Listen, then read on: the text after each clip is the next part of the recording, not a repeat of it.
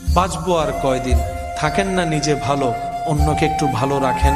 বিশ্বাস করেন, অন্যকে ভালো রেখে আপনি এখান থেকে যে ভালোটা থাকতে পারবেন, অন্যের চোখে পানি এনে দিয়ে সে ভালোটা আপনি থাকতে পারবেন না।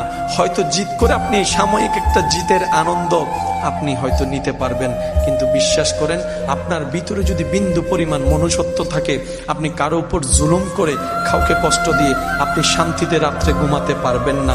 আপনার মনুষ্যত্ববোধ আপনাকে বারবার জাগিয়ে তুলবে। কথা বলেন ঠিক কিনা? মনুষ্যত্ববোধ যার কাছে থাকবে সে কখনো আরেকজনকে অন্যায়ভাবে কষ্ট দিয়ে ঘুমাতে পারবে না।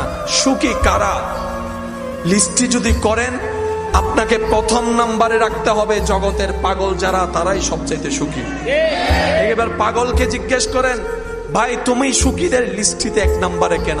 সবাই তো হাসে, সবার হাসির মধ্যে কেমন যেন একটু ফরমালিন অভিনয়ের ভাব আছে, কিন্তু পাগল যখন হাসে দেখতে এত চমৎকার লাগে, মনে হয় যেন তার মনের আনন্দের হাসিটা তার চেহারাই দেখা যাচ্ছে। ও পাগল, তুমি এত সুন্দর করে হাসো কেন?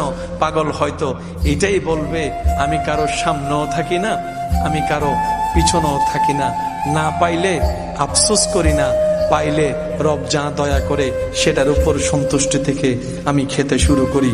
আমি মাথার উপরে ছাদ, ঘরের ভিতর একটা এসি খুঁজি না, যেখানে রাত সেখানেই আমি কাজ হয়ে যাই।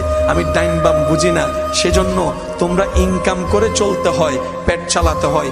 আমি পাগলের কোনো ইনকাম নাই, চাকরি ব্যবসা নাই, কিন্তু একজন রব যে আছে, ওই রাজ্জাকে আমাকে টাইমে খাওয়ার ব্যবস্থা করে দিচ্ছে। সুবহানাল্লাহ।